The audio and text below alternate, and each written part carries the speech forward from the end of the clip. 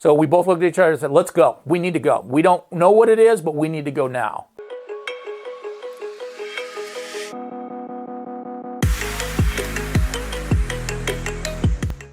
Welcome back to Heroes Next Door. Thank you for joining us. Do me a favor, real quick, before we get started, hit that subscribe button, hit that notification button. Really helps us out. It gets you the information you need, and we'll keep putting together videos for you. So today is story time again. This is a story about a call that I was called into secondhand. My partner, we were both running ground unit. We were in chase car vehicles, so we're supporting a BLS transport unit. He gets called originally for a relatively minor motor vehicle accident. It was a T-bone type accident at a 25 mile an hour speed zone, so it wasn't that big of a deal. And he gets dispatched for one injured. Come to find out, there were actually two people in the car. The car that actually T-boned the car that we're working on, that person wasn't injured. So we're going to take that one out of play. So we had two people in the car that was hit. The female was the driver, hit on her side, and the male was a passenger. And he had significant medical problems. He had ALS, advanced ALS. So the female patient was very concerned about her husband, as well she should be.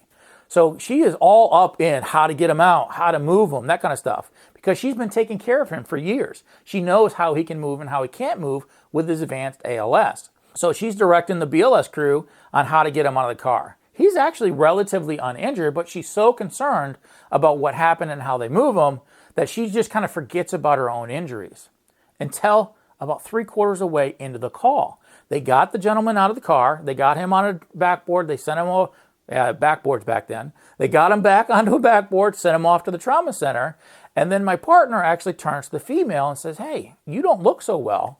How about we check you out?" She's like, "Okay, I'm okay, but I'm just feeling a little short of breath." So they get her in the back of the truck, and she's a walkie-talkie at this time. They didn't even need a backboard at that time. So they walked her into the truck and start assessing her, and she starts complaining of some chest pain, some trouble breathing. So my partner does the whole full trauma assessment, head to toe, can't really find anything as far as trauma is related, but you can clearly see she's starting to decompensate right in front of his eyes.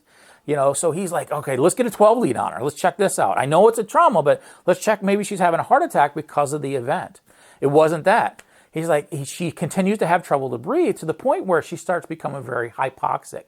Her oxygen level and saturation continues to drop, and he can't figure out why. But as they quiet down the ambulance and the BLS crew, they start to hear her breathe a little bit, and she's got a little bit of high-pitched stridor going on.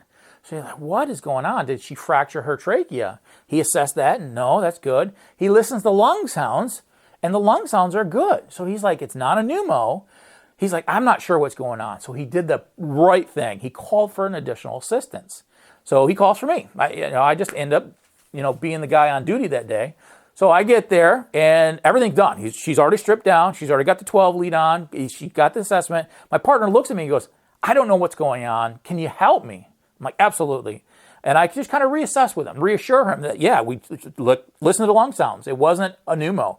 We checked the 12 lead one more time. That was clean. But she continues to have an issue, and we couldn't quite figure it out. So we both looked at each other and said, let's go. We need to go. We don't know what it is, but we need to go now. BLS crew on top of it, they jumped in the driver's seat, and boom, we're gone. We're going like lightning going down the highway. Well, something in us both looked at each other and said, this is going to be more serious. If she's hypoxic, we're going to need to control this airway some way. So, he called up, got orders for a little bit of sedation. Back then, we didn't have RSI. So, we used a little bit of Versed to kind of relax her. And I did the old school thing, and I nasally intubated her. I was able to pass the tube using the BAM and hearing the whistle. I got it in, secured it, and now we were able to sedate her enough. By this time, she was actually so hypoxic that she started to decompensate and became unresponsive. So her vital signs were okay, though, other than her pulse ox. Blood pressure was okay. We get her to the trauma bay, transfer her over, and still, at that moment in time, we didn't know what was going on. We transferred it over to the trauma team, gave them our assessment, gave them our findings, and here's what we did by intubating her, and we left.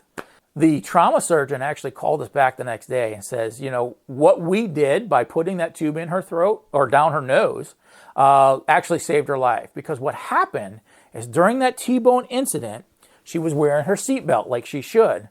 Well, she had a goiter on her thyroid that actually got ripped off by the seatbelt. It actually relocated and was down in the trach right at the carina, which is the top of the lungs, in that area, and it was compressing and swelling right at that place. So that's why we couldn't see nothing. So by getting that tube down past that, and I did do a deep intubation, even though it's a nasal intubation, so I went all the way to the hub. We got it past that, and that swelling continued, but my tube was able to maintain her airway.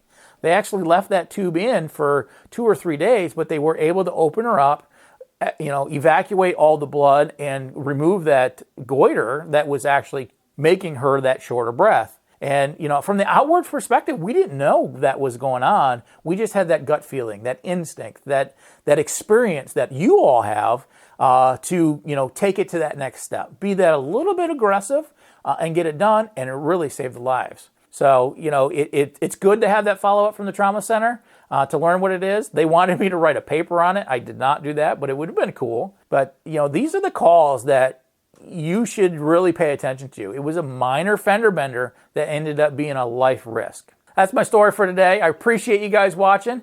Do me a favor once again, hit that subscribe button, hit that notification, and look forward to the next video.